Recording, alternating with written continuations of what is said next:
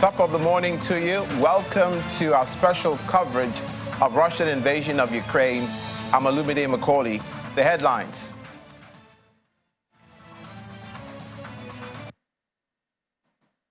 Drones hit buildings in Moscow. Official report says several strikes downed on approach to the capital.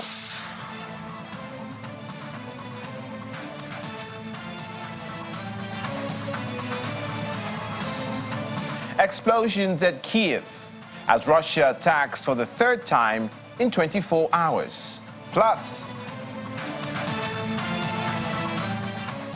European Union top diplomat Josep Borrell says Russia won't enter negotiations if it doesn't win the war.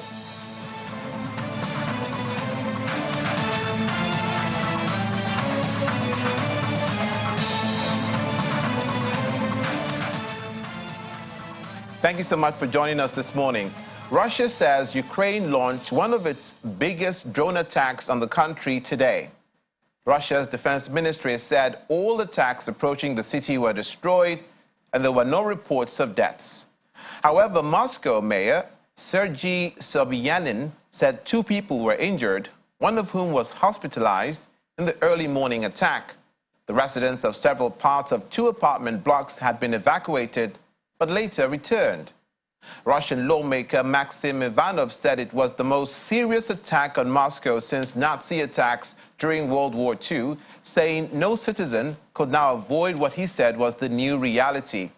Ukraine has not publicly acknowledged launching attacks against targets inside Russia. Explosions rocked Kyiv yesterday as the city was targeted in an early morning attack by Russia that killed at least 1 person and injured 4. Ukraine said it had shot down 29 of 35 drones and 37 of 40 cruise missiles fired overnight by Russia. And the Kyiv military administration said its air defenses had shot down over 40 of the targets fired at it. Now, Russia has launched a series of attacks on Kyiv in May, using a combination of drones and missiles, mostly at night, in order to inflict psychological distress on people, as it's been reported. The attack marks the 2nd deadly assault on the Ukrainian capital in May and the 17th since the start of the month.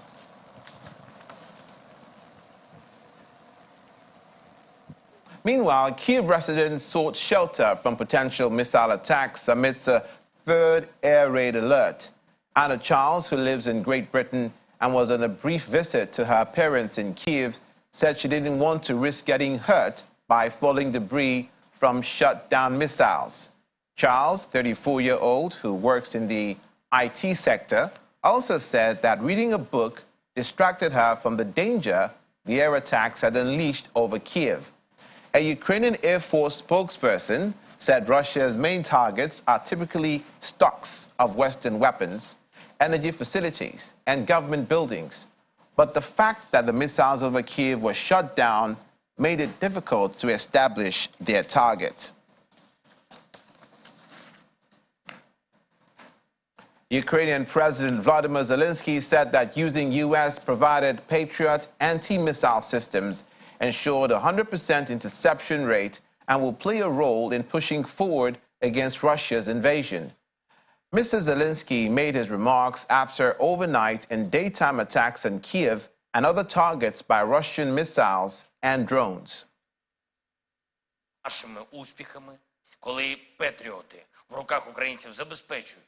And of course, there is no greater humiliation for a terrorist state than the successes of our warriors. Indeed, with our successes, our pressure, and with our patriots, we have to continue responding to Russia and all its manifestations of evil.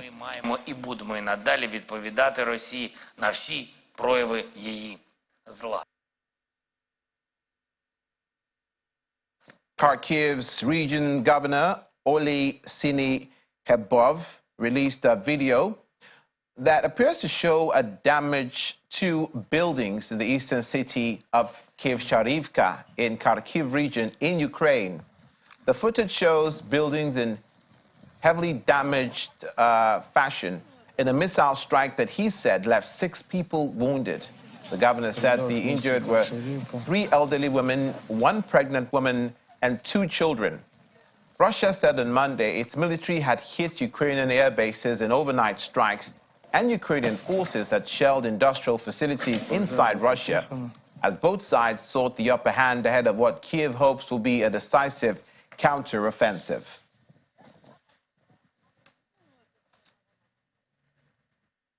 The European Union's top diplomat, Josep Borrell, said he believed Russia will only be willing to negotiate if it wins the war in Ukraine, adding that he was not optimistic about what could happen in the conflict this summer.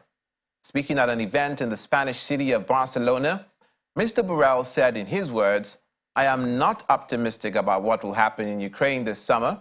I see a concentration of troops on both sides. I see Russia's clear intent to win the war. Russia will not go into negotiation if it doesn't win the war." Both sides are seeking the upper hand ahead of what Kyiv hopes to be a decisive counteroffensive. Armed with new Western weapons, Ukraine is preparing a push to try to take back territory Russia has seized in the special military operation, as it calls it, which it launched in February 2022.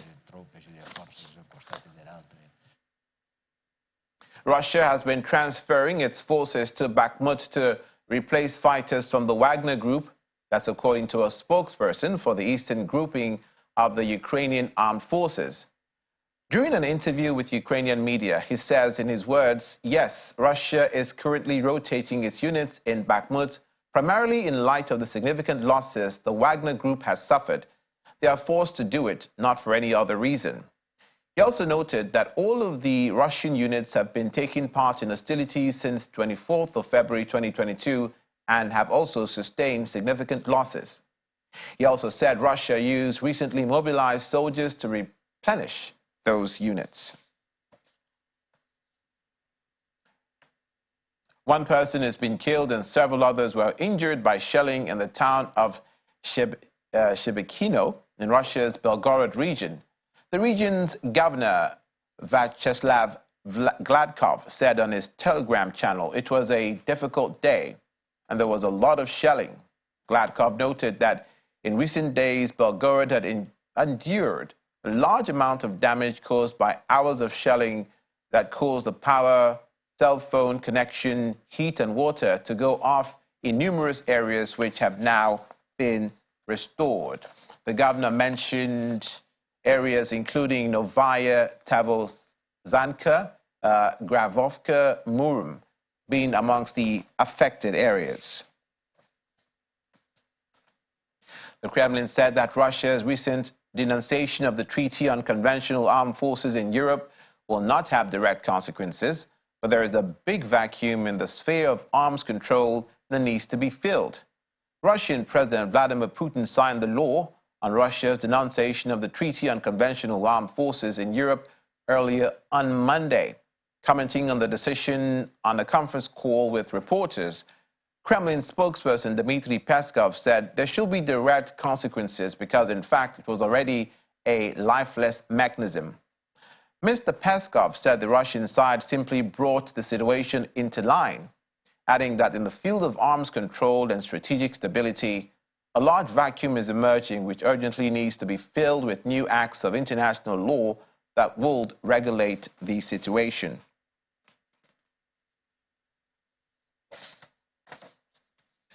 Now, we're pleased to speak with Mr. Stephen Hayes, the President, Cohen and Woods International.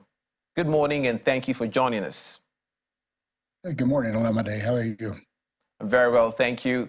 Now, let's begin with the denunciation by Russia of the Treaty on Conventional Armed Forces in Europe, which encapsulates that forces will not think about trade in weapons and increasing weapons in the case of a conflict and the supply of weapons in the case of a conflict.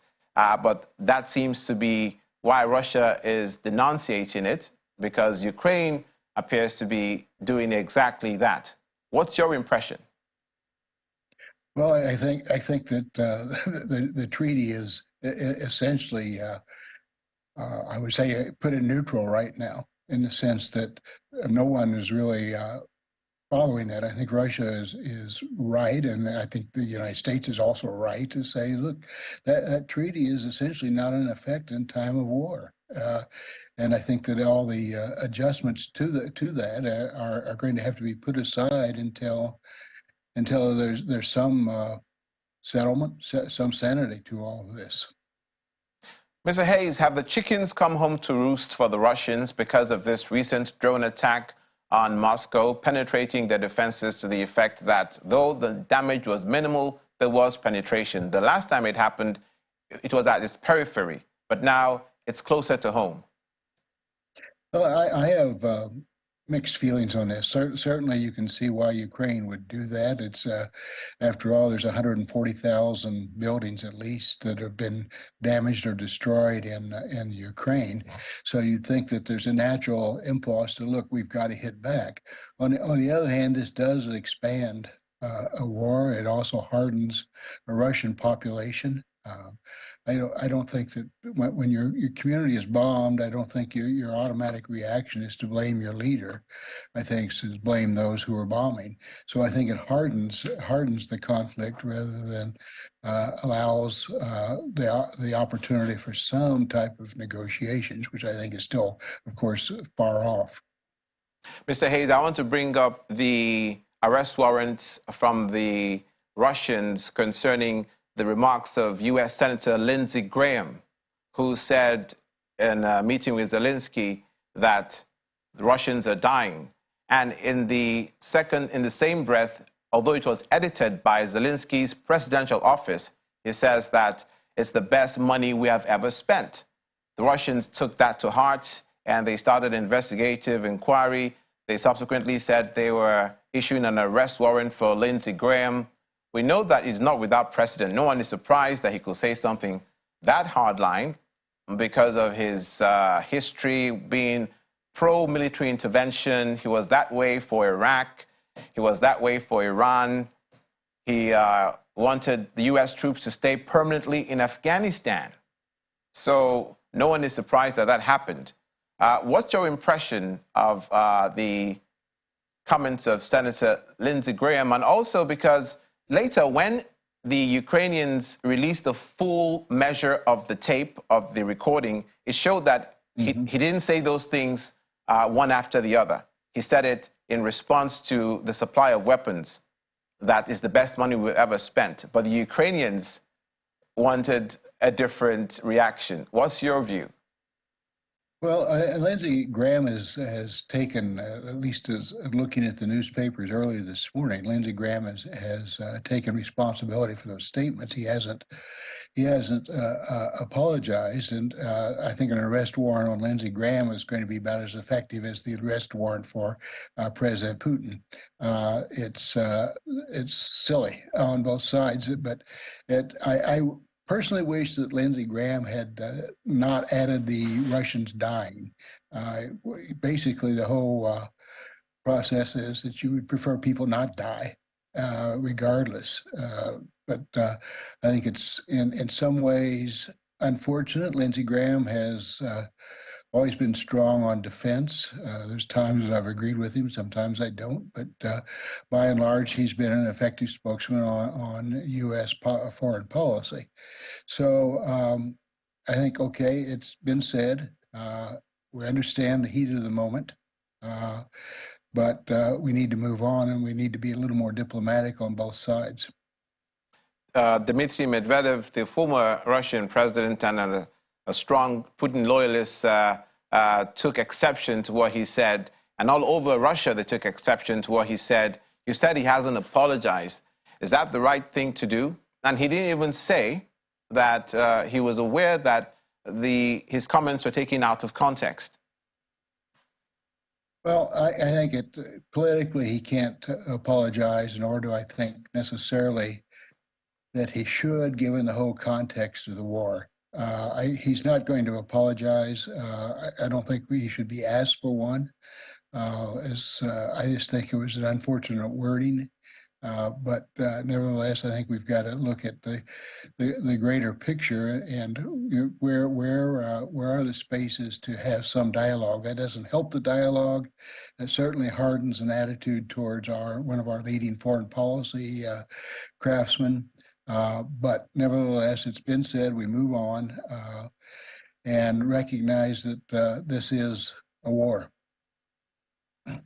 Now to the drone attacks that have been ramped up by Russia. Drone attacks in the morning, drone attacks at night. We heard the Ukrainian president's wife, Zelensky, commenting on this and reposting images on social media of children who are running away because of the sirens and the drone attacks, obviously to ramp up sympathy for the Ukrainian cause and for people to see the kind of horrors that the Ukrainian people are going through. Is this a sense of urgency is there a sense of urgency on the part of Russians to increase their participation in this conflict, to increase the deployment of weapons? Well, I think clearly it is a sense of urgency. One is that they're trying to curb the expected counter attack by the Ukrainians. Secondly, they're trying to put more pressure on Ukraine to either surrender. You can't say come to the negotiation table because both Putin and Zelensky are saying that we're not going to negotiate. So there's no table to come to right now. But it is putting pressure on, trying to spread the war throughout Ukraine so that it's not just concentrated on the front in eastern Ukraine. So, yeah, I think there is a sense of desperation. I don't think Putin ever envisioned having to attack Kyiv when they started this war, 15 months or 13 months ago again. So it's, yes, it's somewhat desperate, but the thing is, it's not going to stop. I think, as I've said, I think that by the end of the summer, maybe in October, we'll have a much better idea of where things are headed once this so-called counteroffensive takes place, if it does. So, yes, I think all are getting to be a sense of desperation. I think the international community is becoming more concerned, and it's going to be a long summer. Indeed. Is this what the Chinese envoy meant when he said that the negotiations or that the war is at a critical juncture, having been to Poland, to Germany, to France, to Ukraine, and Russia to seek mediation in this cause? His diplomacy, did it fail? I think it's too early to say that it's failed. The interesting part is that Zelensky did receive him. He has had a counter proposal. I don't think any of us were aware entirely of what that counter proposal is that he gave to China, supposedly 10 points. But I don't think that China's diplomacy has failed. I don't think that. I think the jury is still out on whether China can be an effective negotiator. Its favoritism to Russia is certainly clear. It's undeniable. But on the other hand, they have had a certain degree of temperance in all this. So there's still hope. There's not too many others that can work out a negotiation. But I think I was reading Henry Kissinger's remarks the other day, and where I agree with Kissinger is that Russia and China are uneasy allies. Historically, they've never gotten along. They've never really trusted each other. They've had to help each other at times. But I think that China could play a much more positive role. I'm hoping that they can. I think they're one of the few countries right now that can play a constructive role. Whether they really are able to do that remains to be seen. Mr. Hayes, it's interesting that you bring up Henry Kissinger. He's 100 years old this year, isn't he? And what position do you think he'd take? We know about his shuttle diplomacy that was largely successful.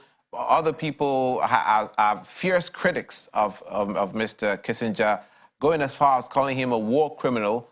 because of antecedents concerning Cambodia, the Cambodia bombings, and what position, if he was foreign secretary in these days, do you think Mr. Kissinger will have taken? What would he have done differently? His birthday and mine are the same one, by the way. Wow. Sorry, what day is that? I'm a little short of 100 years, but wow. in any case, you don't look it at all. Yeah, don't look 100 for sure. But in any case, I think Kissinger is much more pragmatic. As somebody that grew up at the time that he was labeled a war criminal and being anti-war, anti-Vietnam War at that time, I understand that criticism, and I've always had a healthy skepticism. But on the other hand, he has been extremely pragmatic.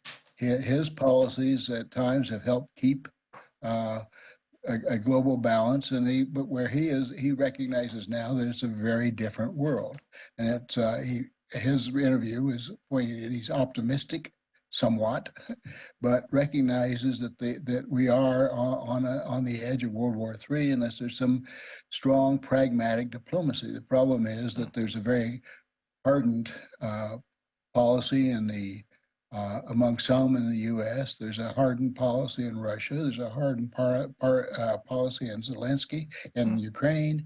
And so you've got to have that space to talk to one another. I think he would be working carefully on finding that space and trying to create that space to talk. And he's pragmatic. It's like a lot of us, we wonder if either side can really win this war, and if not, what's it going to take to stop that war?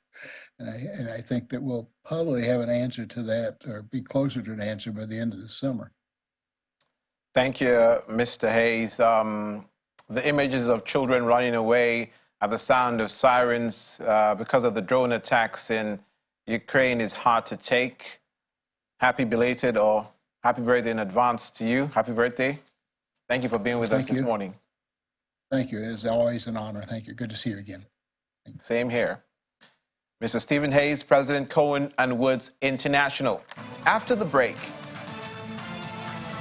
Russia's Interior Ministry puts U.S. Senator Lindsey Graham on wanted list. Details in a moment. Please stay with us.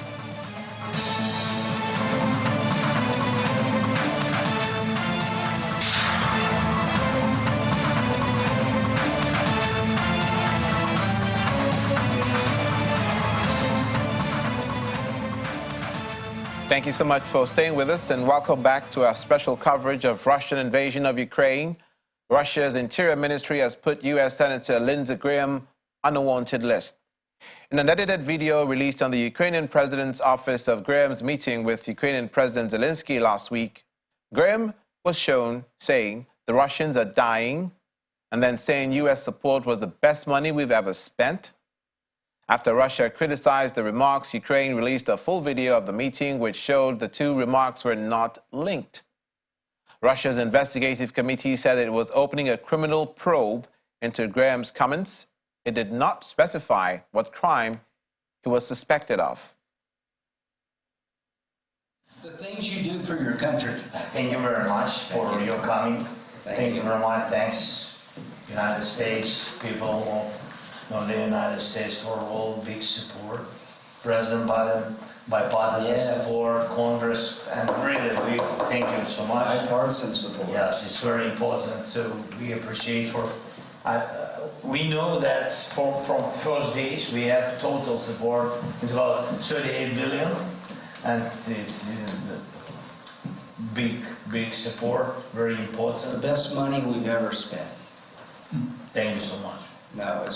No, we're on this is 457th day of a war that was supposed to last 3 days.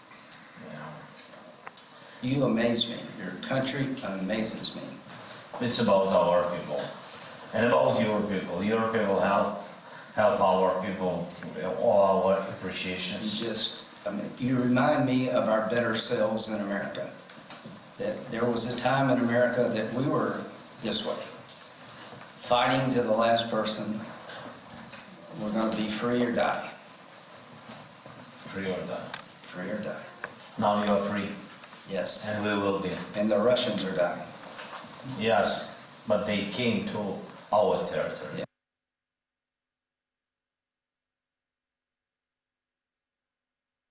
Now, Russia has said that the Black Sea grain deal would no longer be operational unless a UN agreement with Moscow to overcome obstacles to Russian grain and fertilizer exports was fulfilled. An agreement struck in July last year requires the United Nations to help Russia overcome any obstacles to its grain and fertilizer exports for 3 years. Russian Foreign Minister Sergei Lavrov said that agreement was not being fulfilled at all.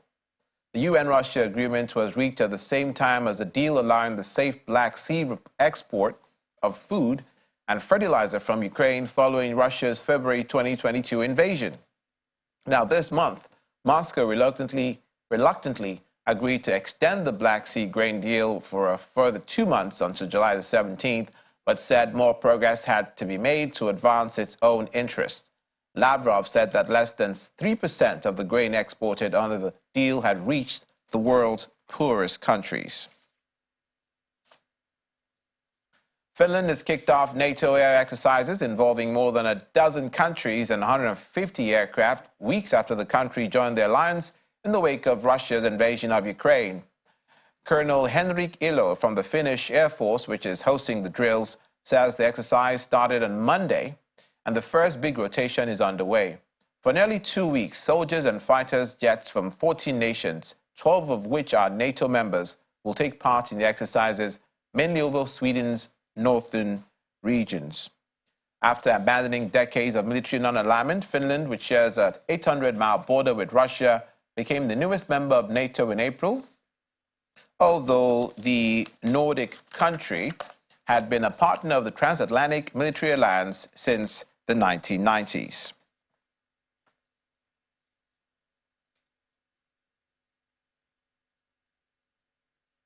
Now, a second shipment of the Russian fertilizer facilitated by the United Nations World Food Programme has arrived in Africa from the European Union, according to the Russian company called Oralchem.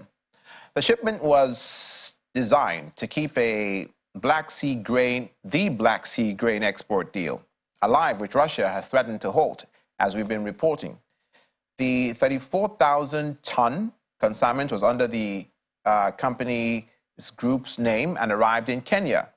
Now, an initial shipment of Russian fertilizer, also dispatched from the EU, and weighing about 20,000 tons, had arrived in Malawi back in March. Oralchem did not specify which EU port either shipment set sail from, but Latvia confirmed that it had allowed a shipment of Russian fertilizer to go all the way to Kenya.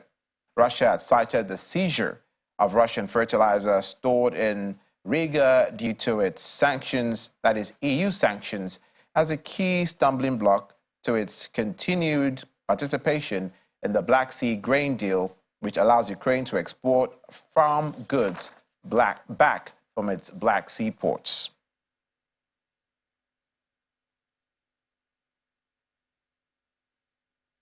After the break, Russia's Interior Ministry puts, before we go to that break, we'll have the second UN facilitated shipment of Russian fertilizer reaches Africa from the EU.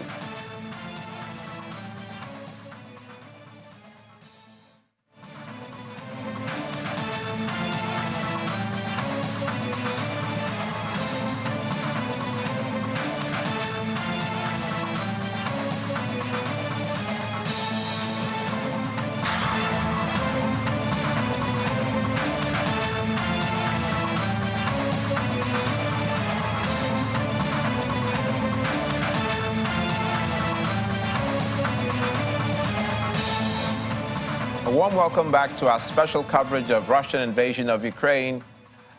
We're happy and glad to speak with Mr. Vince Onyekwelu, National Security Risk Strategist and a former British police officer, joining us from Abuja, I believe. You're welcome to the program this morning. Thank you. Good morning. The clip that we showed, if you've been following the program this morning, of Senator Lindsey Graham of the United States speaking to Zelensky concerning the war support from the U.S. was the unedited one, where it was clearly evident that when he said that Russians are dying, and the other thing he said, that it was the best money we've ever spent, was clearly not linked. That was the unedited video. The edited video released by President Zelensky's presidential office puts those comments side by side.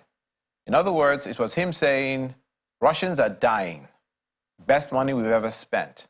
The reaction from... So you don't just fly a fighter jet that you're used to taking off in the runway, you run, runway, you take off, or you land, you run, and you stabilize. So it's a more unique, different kind of system. So I think Turkey and Erdogan, big plus. Don't forget Hungary.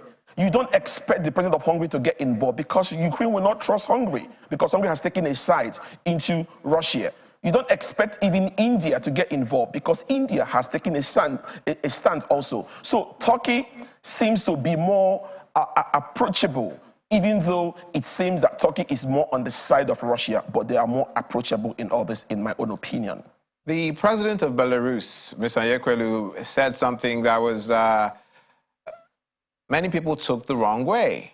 He said that with the nuclear arsenal that has been stationed now in Belarus, that countries who want to join Belarus and Russia will be given nuclear weapons. To some, that was an irresponsible statement. To others, it just showed their loyalty to the Russian cause. What's your impression? Listen, this is a war. Now, you need to market a war to suit your advantage. Some will call that kind of statement reckless, all right? Whereas some will call it that, you know what? We need this kind of arsenal. We don't have a nuclear capacity, and we can get it if we support the Russians. It's just like saying that you want to go and mount a nuclear arsenal in Mexico. You know that the U.S. will not allow you to do that. It's obvious that the U.S. will not allow you to mount such thing in Mexico because it's a threat to them. So at the end of the day, this is all about narratives that suit the targeted audience. The BRICS nations, for example, the Brazil, the Russians, the Indians, the Chinese, the South Africans, and with the hope, if it's true, that Saudi Arabia is showing interest to join. They all will love to have a reason to grow their nuclear capacity because the world are scared of nations that have nuclear capacities because they know the challenge the world will have, or even the West are scared of nations that have nuclear capacities. And somebody like the Russian foreign minister, Mr. Lavrov, even though he's a Russian, very Western, very stylish, very accommodating, speaks well, he doesn't make up. So he has the capacity to market all those ideas and ask the Belarusian president to market it, not knowing that it could be coming from the Russians, it may not be from the Russians, but it's only a strategy to attract more support for the war so that Russia can stay at the top end of the game, which seems that the Russians are having an advantage in the war so far. Whichever side has the advantage, we hope that this conflict is brought to a speedy conclusion with minimum loss of life and casualties. Thank you so much, Mr. Vince Onyekwelu, National Security Risk Strategist, former British police officer, for joining us on the program this morning. Thank you for having me. Good morning once again. Now, we know that the conflict is affected by the world of business and vice versa. We have Ini John Mekwa, our business correspondent, in the studios with us this morning to give us an added perspective of how that is coming about. Ini, good morning. Good morning. Now, Erdogan must be heaving a sigh of relief. He had the scare that led to the runoff for the presidential election. And which now, he couldn't win as a stretch, and they had to do. Exactly, that's why the runoff, hence. Yes. So, but now, attention is again on him for the Black Sea grain deal. Yes, I mean, as you were discussing with your guests there, Turkey seems to be the mediator that a lot of people look up to. We know that they have a very major part in initiating this grain deal to start with, and to even get Russia to agree to extend it by 60 days. Now it's supposed to expire by July the 17th. But the problem is, even as we speak, we've seen Ukraine complain that there's been a slow processing of the papers and bureaucracy to allow ships to go through, you know, because Russia keeps insisting that they have two major conditions. The pipeline that allows them to transport the ammonia should be opened, and their agricultural bank should be added back to SWIFT. They always have this request, but I mean, there were maybe people like Russia, and we know we had the Pope and some other interventions, you know, were able to convince them to sign and agree to extend the grain deal.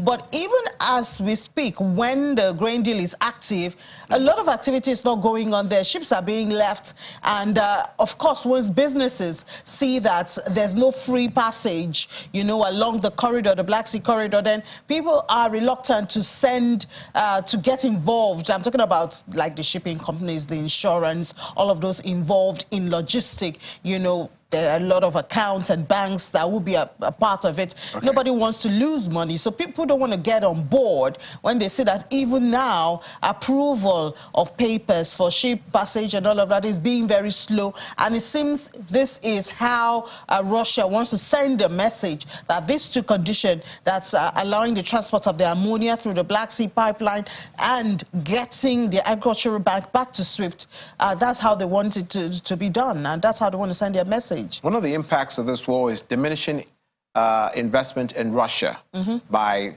hitherto investors. Obviously, their allies will be doing that, but people who are against them will not be. You mentioned now about $36 billion foreign investment has been withdrawn from Russia. Are these countries that previously had good relations? Yeah, obviously.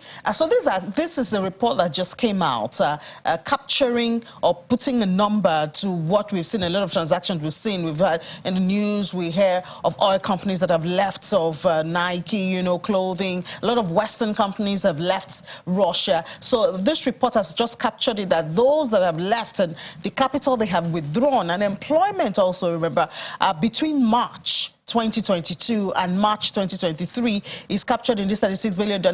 And this obviously does not capture the welfare and the lives lost, means of livelihood is what I meant to say, not lives, that have been lost, you know, in jobs the process. And what have you. Jobs and all of that, because we've seen the government have to step in, create some welfare, social arrangement to keep people going, to keep some industries that were heavily dependent on Western companies going before now. So the government has had to step in and all of that. But imagine 36 billion being drawn out of an economy. Obviously, that economy has felt the impact of it already. So there's a vacuum. What one wonders what fills that vacuum? Yeah, so we've seen the government spend a lot of money, create some funds that they use to encourage small businesses, to encourage the automobile, to encourage the aircraft. You know, these are some of the support system that the government of Russia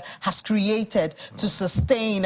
I know the other time they created a fund to tell people, well, if you can run a business, like small businesses, some of those areas that used to be handled by Western companies, then they will give you the support so that it will fill that vacuum, employ people, and keep the economy running. You know, so the government has had to do a lot of intervention, different ways, I tell you, to be able to cushion some of the effects of this. I mean, even you and I have talked about how some Russians had left the country, you know, because a lot of them used to be employed. So that's the buffer. Elementary, my dear Watson. That's how they're doing it. Yeah, that's Thanks, Ini. More on Ini John Mekwa on Business Morning after this program.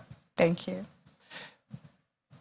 Finally, tennis champion Elina Svitolina says she wants to bring joy to people in Ukraine after marking her comeback to Grand Slam tennis with a first-round victory at the French Open. When asked what motivated her to return to the Women's Tennis Association Tour in April, she replied she has some goals to be complete before retirement. Svitolina recently returned to the tour following maternity leave, having previously taken a break from the sport, citing health problems and mental exhaustion.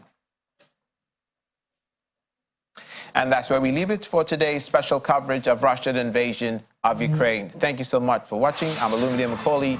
You have a great day and a great week.